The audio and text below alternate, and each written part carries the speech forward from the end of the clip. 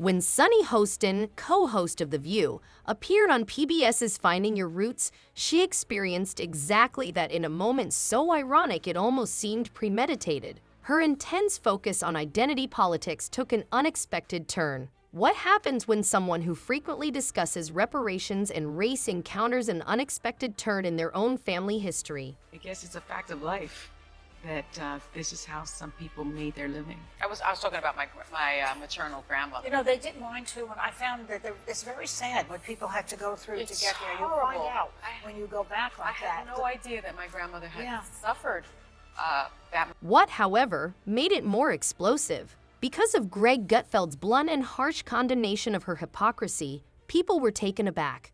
She was well known for her strong opinions on racial and social reparations. As one might anticipate, Sunny Hostin decided to use PBS's Finding Your Roots to delve into her family's history.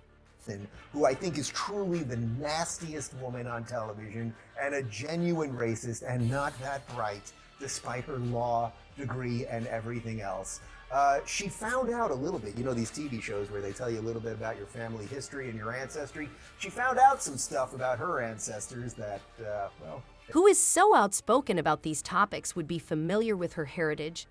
Well, Sunny was obviously upset when the results were announced. The major revelation was that her 4 ancestors were slave owners, not just immigrants or hardworking workers. Social media went crazy as word spread, and despite her law degree and everything else, she learned a little bit about her ancestors. You know, these TV shows that tell you a little bit about your family history and your ancestry. Well, take a look. Gad, her genealogy test came back negative. Yeah, she's related to slaveholders. What are we gonna do? Should Whoopi flog her on the show? Sit on her? What do we do? What do we do? You could feel the tension in the room as Sunny sat there, wide-eyed and unable to digest the news. "I always think of myself as Puerto Rican," she said, adding that her family wasn't originally from Spain and that "I think they owned slaves." It is uncommon for someone who is so vocal against racial injustice to discover that their own family was directly involved in the history they are criticized. The uncomfortable silence started when she muttered something about how her kids would find this funny while she tried to recover, but the impact of the moment had already been felt. Obsession with race gets thrown back in her face. Today's video comes to us from Sunny Hostin. Sounds like a town. We're in Sunny Hostin. She was on PBS's Finding Your Roots, a show dedicated to researching celebrity ancestry. Wow. I'm a little bit in shock. I just always thought of myself as Puerto Rican, you know, half Puerto Rican. I didn't think I was, my family was originally from Spain and slaveholders. Yeah. So how are you feeling, my friend? I think it's actually pretty interesting that my husband and I have shared roots. Yeah. So I do appreciate that. And I think it's great for our children to know this information.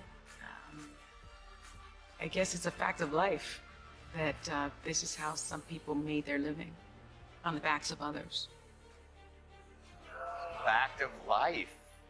Interesting change of tune. For more, we go to our chief Sunny Hostin correspondent for a reaction.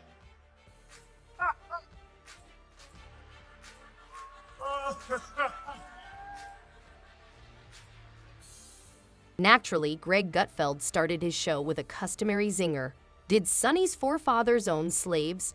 It would be like learning that a vegan actually owns a barbecue restaurant. The audience erupted in laughter as Greg revealed the hypocrisy. He mentioned that Sunny, who frequently gives reparations lectures, may now have to start writing checks herself because she frequently uses race as a weapon in conversations. However, this time, the roles were reversed.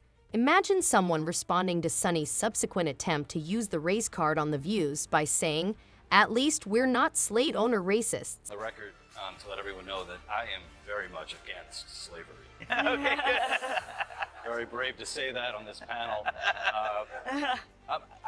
You know, karma, definitely. I mean, it's one thing. It's going to be so awkward on, you know, new episodes of The View when she tries to pull the race card. Yes. And then she's like, "America is racist," and then they're like, "Yeah, they might be racist, but they're not like slave owner racist." Like somebody that we. That's so true. Yeah. You could have maybe done better. Okay, here's the thing. one thing, and I would have even actually not give her any, is she said, well, I guess that's just what like they did back then. Yeah. She should have followed that up with saying something along the lines of, and I understand that that's a departure from the way I've talked about this before. That was like, to me, the one thing that was missing. Yeah. Right? Because it's like, okay, now that you have this information, have you had any personal growth? Do you think about things differently? You have to acknowledge that. If she is shaming descendants of this, will she continue to do that when she is now one of them, Dana? And it is funny. She's so wrapped up in identity, and she had no idea who she was. Well, now we understand why she always makes Whoopi get the coffee. That's